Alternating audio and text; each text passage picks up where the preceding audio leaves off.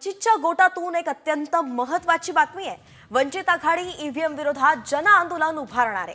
प्रकाश आंबेडकर यांनी सोशल मीडियाद्वारे ही घोषणा केली आहे। विधानसभा निवडणुकीच्या पार्श्वभूमीवरती रविवारी पुणे इथे झालेल्या राज्य कार्यकारिणी बैठकीत हा निर्णय घेण्यात आलाय। राज्यभरात 3 ते 16 डिसेंबर पर्यंत स्वाक्षरी मोहीम राबवणार असल्याचंही ते म्हणाले आहेत। निवडणुका झाल्या, या विधानसभेच्या निवडणुकीमध्ये ईव्हीएम वापरण्यात आली। ईव्हीएमच्या संदर्भात अनेक घोळ झालेत, मॅन्युप्युलेट झालेले आहेत, अशी चर्चा सुरुवात आहे।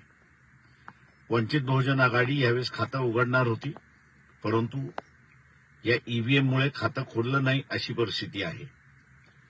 तमाम मतदारांना माझं आव्हान आहे की आम्ही सह्यांची मोहीम सुरुवात करतोय वंचित बहुजन आघाडीच्या वतीने की ईव्हीएम नको आणि घोटाळा झालाय।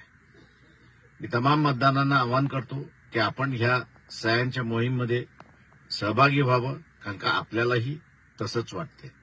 आपण सहभागी व्हाल ही अपेक्षा वंचित बहुजन आघाडीच्या वतीने। नमस्कार, जय भीम। विधानसभेच्या निवडणुका